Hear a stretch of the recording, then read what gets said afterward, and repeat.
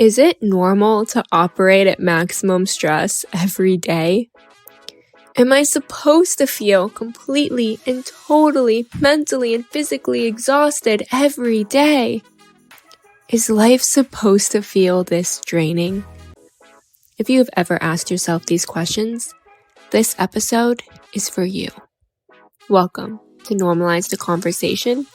I'm your host, Francesca Reigeter, and today I'm joined by Dr. Carolyn Rubenstein, a licensed psychologist specializing in anxiety, burnout, perfectionism, and trauma, and the author of Perseverance, How Young People Turn Fear into Hope and How They Can Teach Us to Do the Same. Join us as we break down the different ways burnout can present itself in our lives, the warning signs that we can recognize, how we can manage burnout, and ways to prevent it.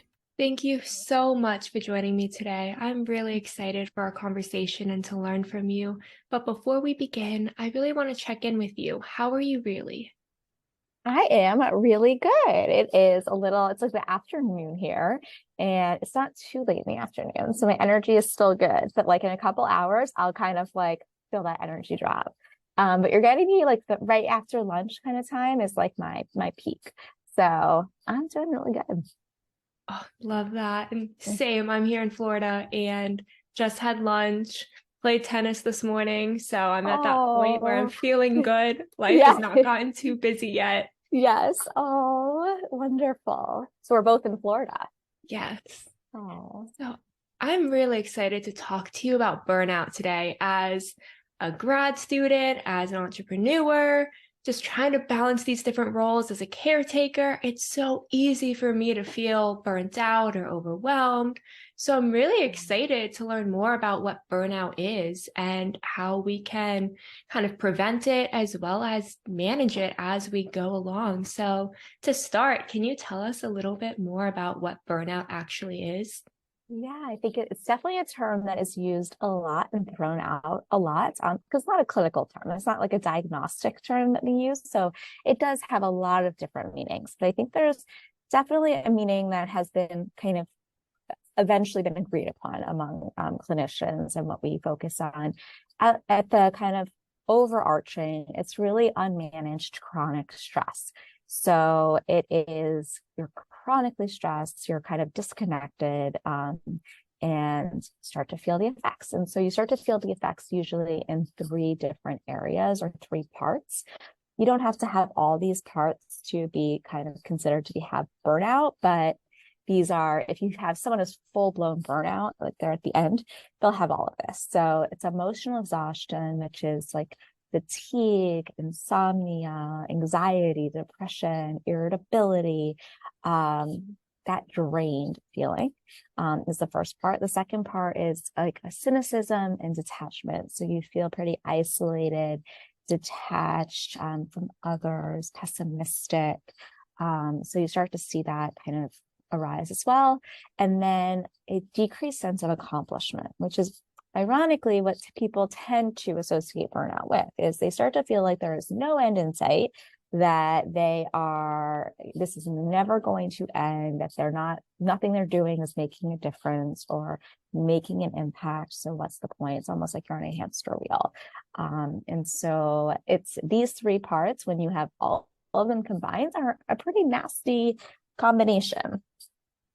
Yeah, feeling burnt out in that mental exhaustion, physical exhaustion, feeling hopeless, feeling just like done can be so overwhelming. And I think a lot of times it's really easy to miss those warning signs, right? That we're heading there, because it can be really difficult to tell the difference between I'm just exhausted and I'm heading toward burnout. So what are some of those warning signs or differences? I think so.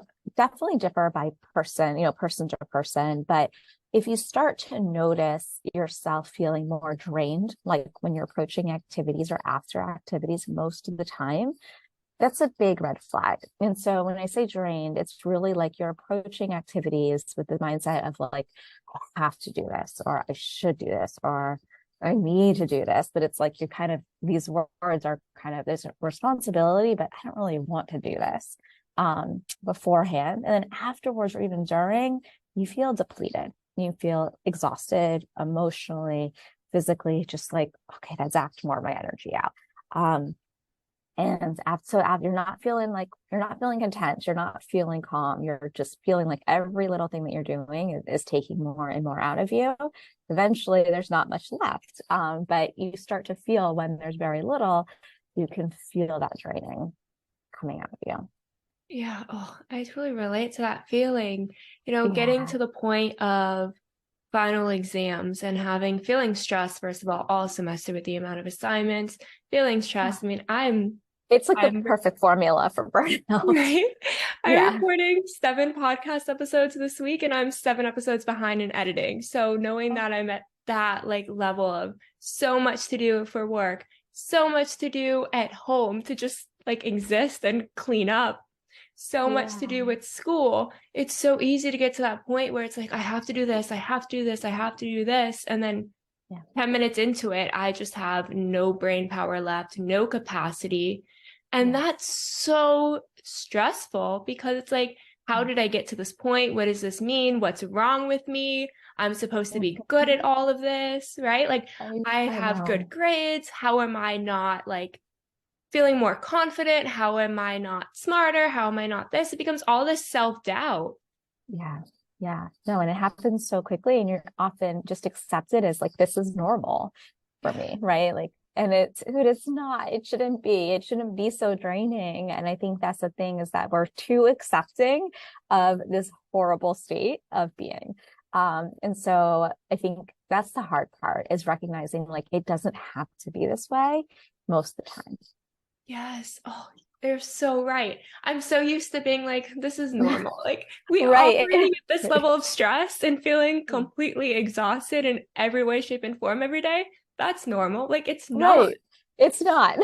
But you're saying it like, oh, this is just a normal part. But it's almost like someone's arm is like falling off, and they're going to realize, like, I think I need to go get that checked out, or like, I think I need to rest this arm. I shouldn't be using it as much. It's like it's really flaring here. But like mentally, we have all of those things, and we're like, this is just normal stress. But it's not, right? It compounds and compounds and compounds. Yes. And then like that thought, I don't know, for me at least, it's like, well, if I just sleep a little bit, like I'll be fine. I'll be able to get back to it and everything will be better. But like, Yeah. I know sleep and rest is such an important part of our mental health, our physical health, everything. But for me, if I am at that point of total burnout, even if I take a nap for 20 minutes, it's not like done. I'm not healed. I'm not like super ready for the day. I'm just even more exhausted, honestly. I know. And I think that's the hard part, is people think often that if, I think it helps, it's not a bad thing, but when they're experiencing burnout, that it's like, I need to escape to get better. Like I need to take a leave of absence, or I need to do XYZ, or take, sleep for 5 days.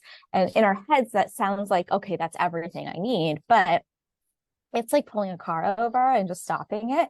Like the gas tank is not going to refill itself. So like, it's great, you're not draining more gas, but like, it's not going to refill. And so it's only half of the equation of kind of getting better.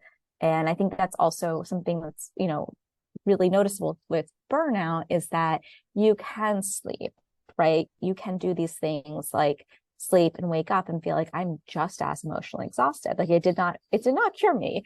You might feel a little less physically exhausted, but emotionally it doesn't change things. So that's also a very good kind of sign to look at.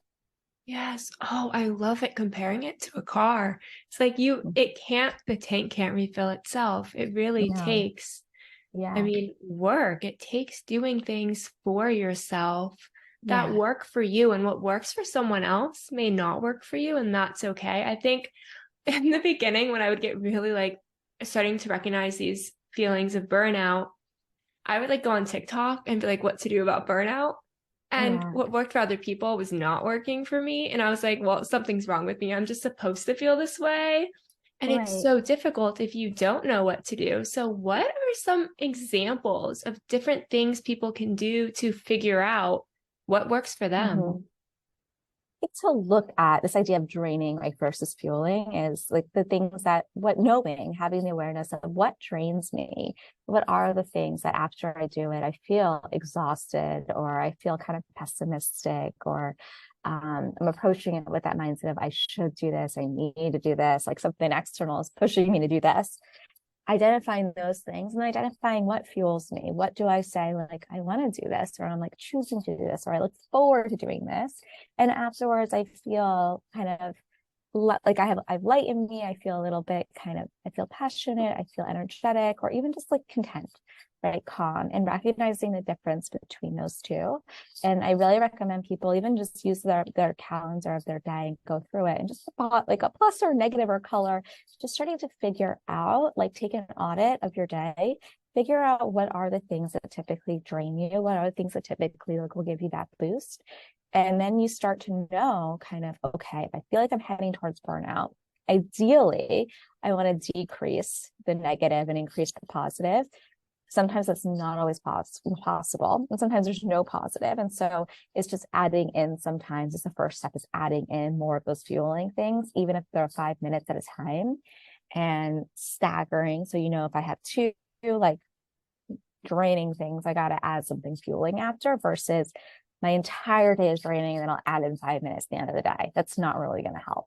So it's really kind of getting creative with yourself and seeing what helps you, but being very aware of how things make you feel and how the control that you do have over your time, which might be minuscule, but you don't want to neglect that control in the areas that you do have it. Yes. So something I started doing recently is very similar to that. Is kind of mapping out my day and like, where can I add in 30 seconds to breathe? Or where can I add in like 10 minutes to just go for a walk or go outside? Where can I find like small pieces of time to add something in that makes me feel good or maybe more calm or less stressed, just a moment to catch my breath again instead of allowing myself to constantly be loaded up? Because like you said, if you just do it at the end of the day and all day you depleted your energy, I mean, it's a lot to get back up to start tomorrow. Yeah, right. Exactly. It is a lot. And I think those little things, even though we feel like they're little in their 30 seconds, it also is like you're connecting with yourself, which is a huge part of burnout, is like you become very disconnected. Like your brain is working, but like you're very disconnected from your emotions. And so just those 30 seconds of like letting your mind quiet, like looking at the trees outside, whatever it is, like it allows you to be like, okay, like, I'm feeling a little tired, so maybe I'll go a little slower with my approach going forward or whatever, just but checking in with yourself, which is a huge part of it, because we can feel pretty disconnected from ourselves. Yes. And just, I think people think that there has to be like this massive amount of time put toward taking care of yourself. And unfortunately, like, yeah, we all have 24 hours in a day, but everyone's 24 hours looks different. You might have like a total of 1 extra hour throughout your day today. And if that's split up into all these different pieces of time, that doesn't mean you don't have time to take care of yourself. It's just finding the ways you can within your time limit, within your budget, within all the different restrictions that we have in life. It's not going to be the same for everyone. And it's not going to, realistically, you might not have like 3 hours in the middle of the day to do something for yourself. But if you can find those small pieces of time, it really does make a difference. Yeah, it really does. And I think people tend to think it doesn't because it has to be something big or dramatic and a quick fix. And none of that exists with burnout. It's really it's a mind shift of like, I'm worth like the time and I'm worth caring for. And that's a big shift for people, to start to get it out of that hustle mindset and more so into like, I can be successful. I can do what I need to do and take care of myself, which is hard. It's a hard shift. Oh, it really is, to want to prioritize yourself. I mean, everything in society growing up, at least for me, taught me why I shouldn't prioritize myself, why I should take care of everyone else first, why I need to do X, Y, and Z to be successful. I need to study 24/7. I need to go get a job and work 24/7 as well. Like, try to do all these things to get ahead. Yeah. And in the middle of it, I am depleting to a point where I can't breathe anymore in a sense where I am just falling apart on the floor all the time and thinking Yeah. that it's me and something wrong with me instead of this idea that I've created or that society has created where I need to be productive to have value when my value comes from just existing.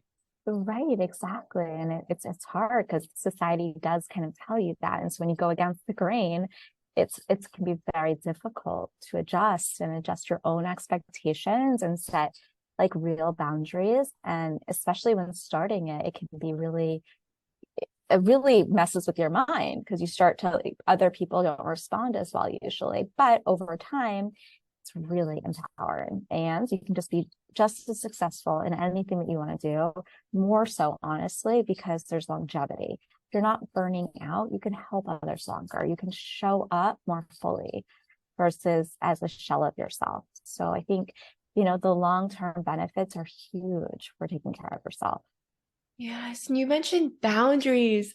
Oh, that was something that took me forever to understand the Yes. importance of because I've Yeah. thought, oh, you have to help everyone else all the time. And like, yes, Yeah. helping people is really great. It is. I love to help Yeah. people. But if I'm not helping myself and I'm overextending myself for 10 different people and never saying, I Yeah. just don't have the capacity today or right now, it's Yeah. too much. But I thought that boundaries were selfish, whether it was Right. internal boundaries for myself or external with other people, or even like phone time, thinking I need to be on my phone 24/7 to answer emails as soon as they come in, even if it's 2 a.m. It got to a point where I couldn't set a boundary. I did my internship when I was an undergrad. I would answer my boss's emails at like 1 a.m., 2 a.m. She'd be like, you don't have to answer me. But I was so like in my Oh, head that I had to have my phone, have the volume on, be ready to answer at all times, and never oh, setting any form of boundaries because I thought that was wrong. right. Like that it felt selfish or that you were doing something wrong by not being available 24/7. And I think there is that mindset because, right, like because email and text is 24/7. And so it's hard, to have to shift away from that and to have really, strong boundaries. I think that for me, it really when I started to see other people setting boundaries that I really respected and them being so comfortable, it kind of started for me to be like a huge mindset shift of like, well, they're doing it. I don't think they're a bad person. And I really respect them. They're very successful. And so maybe this is actually an ingredient to their success. And I found that it is. And I think really having really firm boundaries is one of the most critical ingredients for your own well-being and for external success because you have to be able to have enough within you to give. And if not, you burn out. And we see it all the time, people burning out and just not leaving and exiting careers and, things like that because they give, and then they're done. Yeah, yes, absolutely. And it's so frustrating to see how that mindset of creating boundaries Mm. is selfish when it's actually very selfless because you're giving, Mm. also letting people know that I don't have the capacity to be there for you in the way you need today. And maybe someone else can and be there for them in the way they need to, as well as just yourself. And loving yourself is one of the most like Yeah. selfless things you can do because it's so easy to feel so unloved, right? I mean, Yeah. for me, it was Yeah. growing up, it was what phone do you have? What shoes do you have? What watch are you wearing? Like all these things of what makes you cool. If you don't have it, you're not cool, you're not valued. Like those were the mindset that I had. And telling myself all these reasons I wasn't loved when no, genuinely no one cared what phone I had. Like no one No, cared. But to no me, I one was like, cares. I'm not loved if I don't have the newest phone. And Right. just that idea of learning to love ourselves in a sense that makes us feel good is not selfish. It's like the most selfless thing we can do because then we can show up for others, show up for Mhm. ourselves, show up for the world in the way that all of us deserve. But what are Yeah. some examples of boundaries that we can set? I think it depends on like what the situations are, but I think looking at your life and saying like, okay, what am I saying no to? What am I saying yes to first to just start and see? And if you're saying yes to pretty much everything, it means you're saying no to a lot of things, probably internally and in your own personal life. Um, And so it's really important, and starting small. So being like, okay, what's one thing I can do to start saying yes to myself and saying no to something external, and starting to shift that mindset of, well, nope, everything for others first and then me. So it's a priority change, but being really specific when you set a boundary. So it could be like, I can't do that today, but let's check in next week. So being very clear, but if you're not saying no to everything, you can genuinely, if you're passionate about something, you can still do it, but it's figuring out ways that it works for you.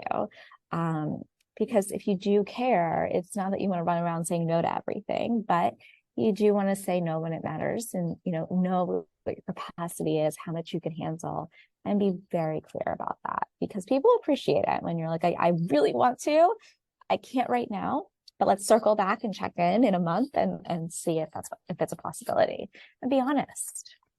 Yes, making it clear that you just can't right now, but not saying no forever.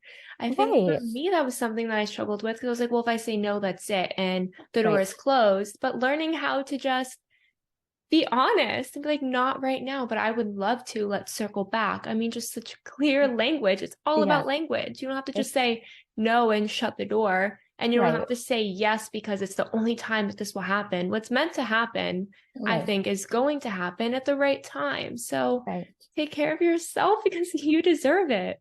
Yeah, and so same thing with like our phones and time. And there's so many ways now that you can kind of like set your phone up to have these different times that it kind of like, you can focus, and like all these different parameters. And I think it's just really thinking about, for you personally, what works best and what helps you in terms of setting those boundaries and making it very clear to people, and being honest. I think as long as you're honest and you're not feeling a sense of shame, it's a lot easier, right? So it's really working on and feeling good about the boundaries that you have, and then kind of reinforcing it and making sure those boundaries stick. Like, not saying yes because knowing that if it's guilt that's talking, or fear, if you're responding from that, be very clear with yourself that that's why you're responding. Don't ignore it.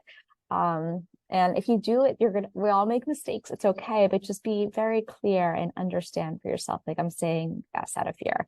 And I'm catching myself with that, and I'll let it go this time, but I can't keep doing this. So I think just being very honest with yourself too. Yes, and even practicing saying it. I know it can be so scary to like enforce Yeah. a boundary. I know for me, I was like terrified, like, what if they respond this way? Or what if they don't like it? And like I Yeah. created all these scenarios in my mind and then became terrified that I would like freeze and be like, okay, yeah, I'll do that. Oh, right, And right. right, it's so easy to just be Yeah. so afraid, but practicing coming up with the language, what you can say, getting comfortable saying it makes Yes. all the difference, because when you're uncomfortable, of course it's scary. When it's Yeah. something new, it's not supposed to be super easy and comfortable. But Yeah. practicing the language and getting to a point where you feel confident enough to say it out loud to another human really Mm-hmm. can make a difference. A huge difference. And I think also knowing that if you say yes, and then you're like, actually, you think about it, you're like, I can't actually do that. You can say no. You can change your mind. And so it's very important for people to realize that they're not prisoners, even if they're like, yes, and out of fear or something. And then a few minutes later or the next day, you're like, oh my gosh, like I can't handle this. You can say no. Like, you can go back and redefine the boundary. Yes, boundaries aren't permanent. You can No. change them based on what Mm-hmm. you need. A boundary Mm-hmm. that I set for a while was I wasn't going to talk to anyone between like 10 p.m. and 9 a.m. My phone's on sleep mode. No, nothing's coming through to my phone. And like for a while, that was what I needed, and that was great. But then I got to a point where I was like, I want to get up earlier and I want to check in with my friends. And none of Yeah. them can check in after 9 a.m. because they're working. Right. So letting my phone not be on do not disturb and silencing all the calls before 9 a.m. became important. So now Yeah. my phone will not be on sleep mode starting at like 7:30. And I call my friends and we check in with each other and set our goals for the day, talk about what we're doing. And that became like a new boundary that's all I'm going to do in the mornings. As soon as I Yeah. get up, I'm going to make a cup of coffee and I'm going to talk to my friends and set an intention. And if someone calls me that's going to interrupt that intention setting, unless I know it's important, I'm probably just not going to answer and call them back after, because that shift in boundaries for me, feeling, I don't know, I love like that check-in with my friends. It's like, what are you doing today? And feel like I'm being held accountable for it. So that way they can say like, you have too much on your plate. One of my friends this morning was like, you're recording 3 episodes back to back. Like, do you know what you're doing to yourself? And I was like, gosh. I was like, no, yeah, you're right. And I was like, moving forward, like I should be mindful. But I would not like think of that on my own, because I'm like, I love doing this. They're like, but at the end of the day, how are you going to feel? Right. So my best friend's actually coming over to make me dinner tonight. She's like, you're going to go back to back to back. You're not going to be in a good mood. And I was like, I will be in a good mood. And she's like, you're going to be exhausted. You're not going to want to cook for yourself. You're going to like eat a cookie and be like, that's dinner. So noticing that, for me, changing the boundaries so I have people who are helping me set better boundaries for myself in the morning was important. And it's okay to shift. I feel like that was a really long way to say, like, it's okay to shift and adjust your boundaries and have other people help you enforce them in a way that's right for you, your situation, your mental and physical health. Yeah, for sure. And it's important, especially having a good support system is huge, that they're able, because sometimes we are kind of blind to our own, because we get so used to it and normalize it that we don't notice it. And someone else is like, oh my gosh, no, you can't do that's not okay. And so recognizing that and having someone else say it, you're able to take that different perspective and see and be like, oh yeah, maybe they're right. Maybe I should shift this a little. Yeah. And like sometimes it's kind of difficult to notice like that we had a change in our mood, or that maybe it became a little more irritable, and I might not realize what it's from. I might think that the sound of someone's voice is just annoying. Like, no, why am I feeling annoyed about that? Because I went all day nonstop and never took a second to just enjoy the day, enjoy any piece of it. So then by the end, anyone who talks to me, I'm like, go away. I need to like, right. Yeah. No, that's so right. And I think also what you said, like, because you love like recording, like you're willing to like do more of it. But I think that idea of like even too much of a good thing is not always a good thing. And we don't realize that. We always think that, oh no, everything that is draining is negative, but that's not true. Like it can be amazing things, but just too much of it and your tank is empty. And so it's important to realize that as well. Yes, you can burn out on doing things that you love. And for me, that was like mind blowing to understand. I was like, but I love what I do. So how can I ever feel burnt out? I love what I do. So I want to do 10 times the amount every day. Right. I'm probably more inclined to hit that point of burnout. Totally. Exactly. So let's talk a little bit more about examples of causes of burnout. So I know we said like kind of that chronic stress and doing too much, not setting boundaries. But I know another thing that kind of impacts me is this perfectionist like personality type A that I have, where I always have to be going, have to be the best, have to constantly do better, and not recognizing like this idea of having to have straight A's, having to have the best this is creating this. It's increasing the amount of stress I'm putting on myself. So what are examples of different causes of burnout?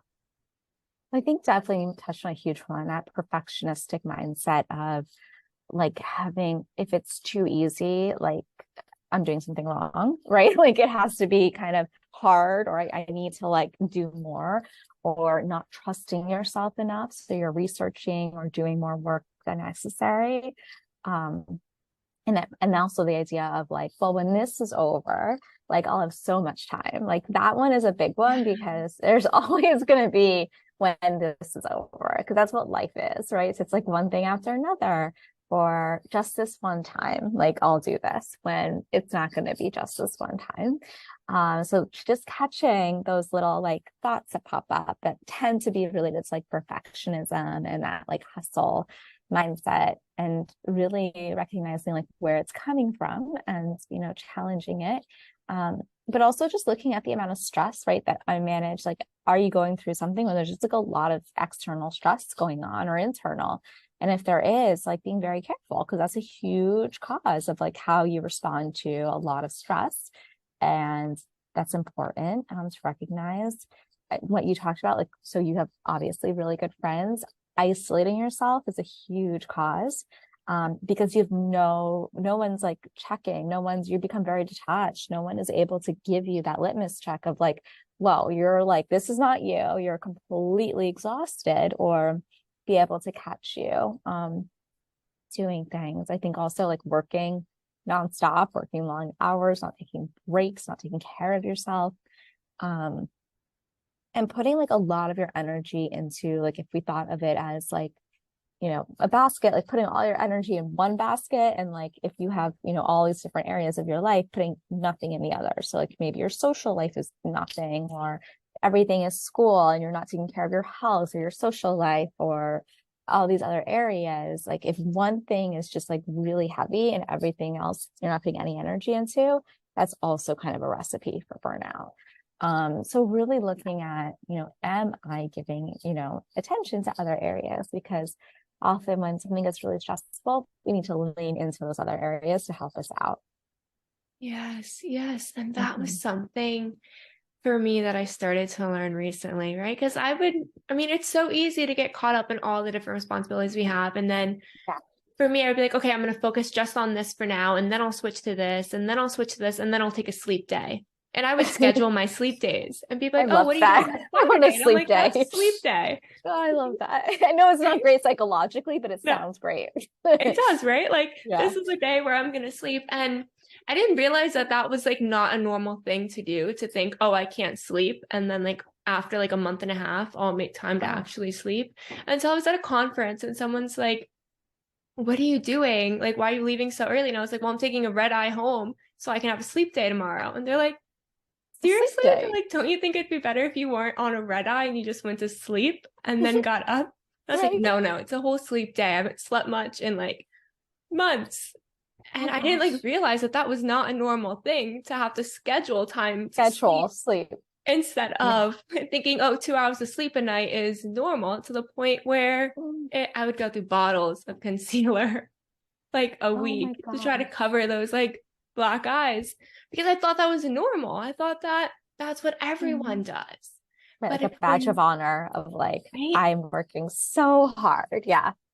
And it's so like frustrating looking back at how that mindset was so normalized for me. And I didn't realize what burnout was, what it meant to check in with myself, how to recognize that there are different aspects in my life. It doesn't have to be all in on one thing all the time. So now my friends and I, through conversation, have learned that if I stop answering like texts, I'm not texting them every day or answering FaceTimes, like they know we're showing up. And like, so my best friend has a key and she'll just show up. She's like, okay, we're going out. Like, put your computer away, put your notes away. Like, it's important, yes, but you need to do anything else right now. And I mean, that has helped me so much. So leaning in on your support system, like we said a little bit earlier, is so important, because it is so easy to get caught up and not even realize it. Yeah. And I think it's also, when we talk about boundaries, that's hard, but I think it's also really hard to accept support, right? Especially if you're in that mindset. So I think for you, like, it sounds like amazing that they make it very easy. They'll force themselves in, but it can be really easy also to shut that out, to shut out support. And that's scary, because just as much as we need to kind of set boundaries, we also need to make support accessible for ourselves. So that was a good, I like that. So I guess I'm saying give keys to your home to everyone at this point.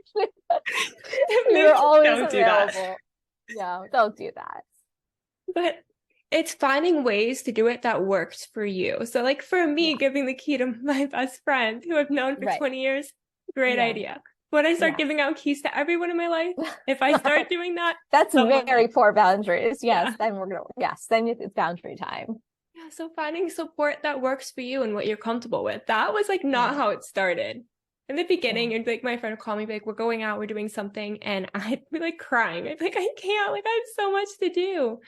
And it got to a point where eventually I started to realize, because she kept calling and annoying me to like do anything other than just sit in front of a computer all day. Then I started to do it a little bit more. And then now it's to the point where she's like, okay, I know when to show up and when to be there. And we check in though every morning, so we know if one of us needs the other one and what to do. but it wasn't like an easy journey to get there. She can tell you that it took, I think there was like a year and a half where I was like not answering anyone's phone calls. I was just like not doing anything to take care of myself because I thought you can have friends later in life, but now's the time to work. Now's the time to earn. It's like, but if you're destroying yourself and the process of it, you're never earning what you want. You're just falling apart. Right. And that is not a cost like of success. You don't need to do that. It does not equal success. And I think in our minds, we think it like suffering is required, but it is absolutely not required. Yeah.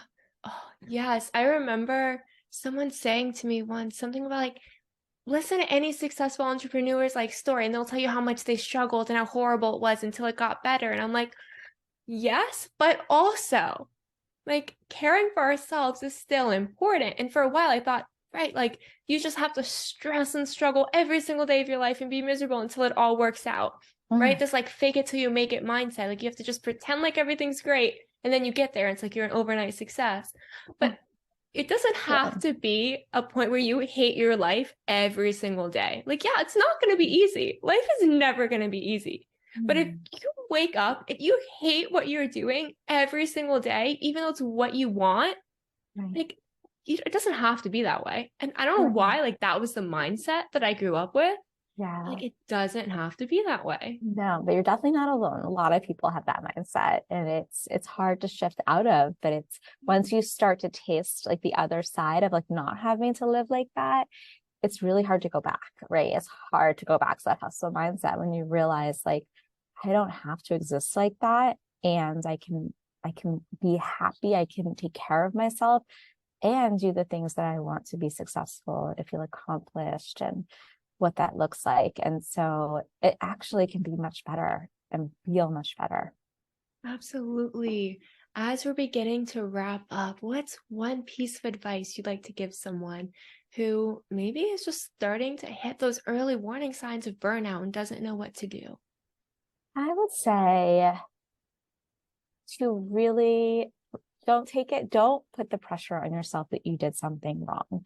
I think it's recognizing that you deserve more compassion. Like, so don't go into a critical mindset of like, I did this to myself. I think as we talk, there's a lot of factors that contribute to it.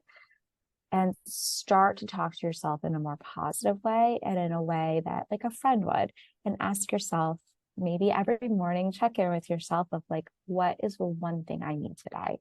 Like start with one tiny thing of approaching yourself and asking yourself, like, what do I need? And actually giving it to yourself, because we're not in the habit of doing that. Yes, giving yourself what you need, being honest with yourself, checking in with yourself. It's so easy to lie to yourself. That's something that I can tell you I do all the time. Right? I'm like, I'm fine. This is fine. It's so easy to lie to yourself. So being honest is so important. It's so important, being nice and being like kinder to yourself rather than, is when you're in a burnout mindset, it's really easy to be very critical to yourself and very harsh and be like, I did this to myself, so I deserve to suffer.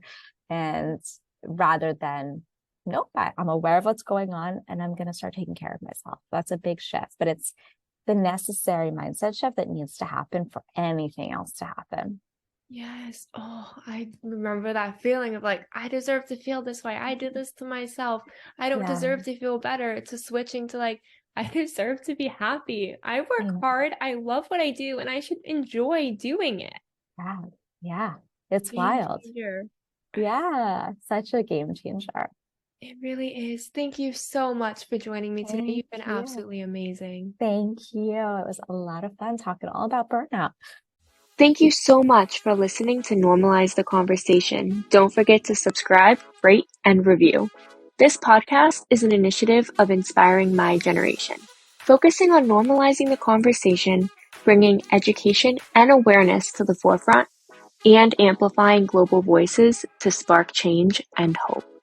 Inspiring My Generation is a 501c3 nonprofit organization on a mission towards suicide prevention through awareness, conversation, education, and support. Connect with us on Instagram at Inspiring My Generation and visit our website inspiringmygeneration.org to learn more about our work and how you can make a difference.